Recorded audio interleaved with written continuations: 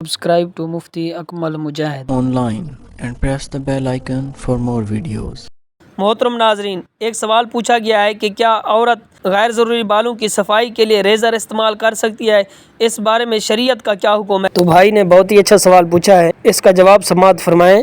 جواب اس کا یہ ہے کہ شریعت میں مرد عورت کے لیے غیر ضروری بال، زیر ناف بال، بغلوں کے بال اور اسی طرح ناخن تراشنا اور مردوں کے لیے مونچھوں کے بال تراشنا 40 دن کے اندر اندر واجب ہیں۔ اگر کوئی شخص 40 دن گزر گئے تو اس نے یہ غیر ضروری بال نہیں کاٹے، ناخن نہیں تراشے، مونچھیں نہیں تراشی تو یہ مکروہ تحریمی ہے، ایسا شخص پھر گناہ گار ہوگا۔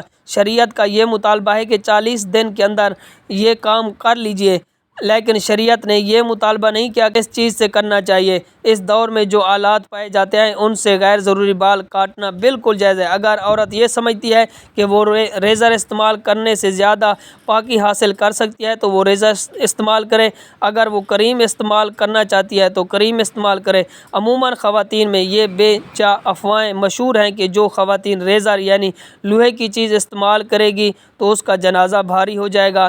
اس بات کا قرآن و سنت سے کوئی تعلق نہیں۔ جس چیز سے آپ کو سہولت ہو اس سے آپ پاکی حاصل کر سکتے ہیں۔ آپ کو سہولت ہو کہ میں اس سے پاکی حاصل کر سکتی ہوں تو آپ وہ چیز استعمال کر سکتی ہیں۔ مرد عموماً یہ بات پوچھتے ہیں کہ اگر ہم ریزر استعمال نہ کریں اور ہم کریم استعمال کر سکتے ہیں تو مردوں کے لیے کریم استعمال کرنے اور خواتین کے ریزر استعمال کرنے میں کوئی ممانعت نہیں ہے۔ جس چیز سے آپ کو آسانی ہو اور پاکی حاصل ہوگی، 40 دن کے اندر اندر یہ غیر ضروری بال صاف کرنے چاہیے۔ اگر 40 دن گزر جائیں تو یہ مکروہ تحریمی ہے تو یہ مرد اور عورتیں پھر گناہ گار ہوں گی۔ محترم ناظرین، عموماً غلط فہمی مشہور ہے کہ رفع حاجت کے بعد پانی سے ہاتھ دھونا یا پھر غسل کرتے وقت کلمہ پڑھنا بغیر پاک نہیں ہوتے۔ اس حوالے سے بہت سارے لوگوں میں غلط فہمی پائی جاتی ہے کہ عموماً نہاتے ہوئے رفع حاجت کے بعد کلمہ پڑھتے ہیں اور یہ سمجھتے ہیں کہ اگر ہم کلمہ نہیں پڑھیں گے تو پاک نہیں ہوں گے۔ یہ انتہائی غلطی ہے۔ ٹوائلٹ والی جگہ پر آپ کھڑے ہو کر اللہ کا نام لیتے ہیں تو انتہائی غلط حرکت ہے، کیونکہ رفع حاجت یا پانی سے غسل کر کے آپ پاک ہو جاتے ہیں۔ اس حوالے سے یہ غلط فہمی دور ہونی چاہیے کہ ہمیں پانی سے طہارت حاصل ہوگی، نہ کہ کلمہ پڑھنے سے۔ ایک سوال پوچھا گیا ہے کہ اگر کوئی غسل جنابت میں دیر کر دے تو کیا وہ گناہ گار ہوگا؟ ایک حدیث میں ہے کہ نبی کریم صلی اللہ علیہ وسلم نے ارشاد فرمایا، جس گھر میں 3 چیزیں ہوں، کتا، تصویر اور جنبی شخص، یعنی جس پر غسل واجب ہے، حالت حیض و نفاس کے علاوہ جب خواتین کا حیض و نفاس ختم ہوتا ہے تو اس کے بعد جنابت طاری ہوتی ہے تو اس گھر میں رحمت کے فرشتے نہیں آتے۔